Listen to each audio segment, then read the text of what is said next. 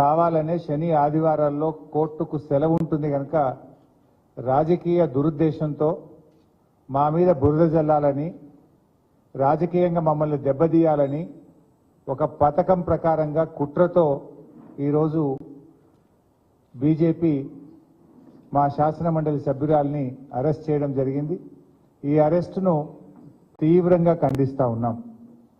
ఎందుకంటే ఈ అరెస్టు మీద ఇప్పటికే బీజేపీ నాయకులు చాలాసార్లు ప్రకటన చేసినారు, ఇంక్లూడింగ్ కేంద్ర మంత్రి గారు, ఈ రాష్ట్రం నుంచి ఉన్న బీజేపీ పార్లమెంట్ సభ్యులు, ఈ రాష్ట్ర బీజేపీ అధ్యక్షుడు అనేక సార్లు ఈడీ అధికారుల్లాగా కవిత గారిని అరెస్టు చేస్తాము అని గత సంవత్సరన్నర కాలంగా బీజేపీ నాయకులు, బీజేపీ కేంద్ర మంత్రులు, బీజేపీ ఎంపీలు పలుమార్లు ప్రకటనలు చేసిన విషయం కూడా మనందరికీ కూడా తెలుసు.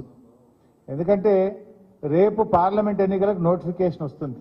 ఇప్పటికే ఈసీ ప్రకటన కూడా ఇచ్చింది, రేపు మధ్యాహ్నం 3 గంటలకు ఎన్నికల నోటిఫికేషన్ ఇవ్వబోతున్నామని ఈడీ ప్రకటన ఇచ్చిన నేపథ్యంలో ఈరోజు కవిత గారిని అరెస్ట్ చేయడం అంటే ఇది మా బీఆర్ఎస్ పార్టీని, కేసీఆర్ గారిని డిమోరలైజ్ చేసేటువంటి ఒక ప్రయత్నం.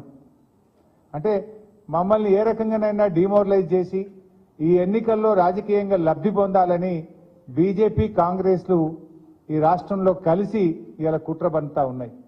అయినా మా పార్టీ ఉద్యమాల పార్టీ, మాకు ఈ అరెస్టులు కానీ, వేధింపులు కానీ, ఈ కుట్రలు కానీ మాకు కొత్తేమీ కాదు.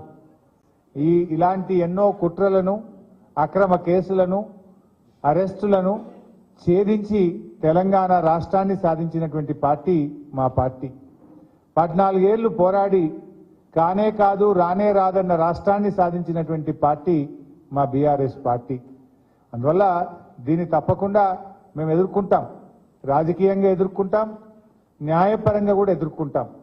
మాకు న్యాయ వ్యవస్థ మీద సంపూర్ణమైన విశ్వాసం ఉంది. దీనిపైన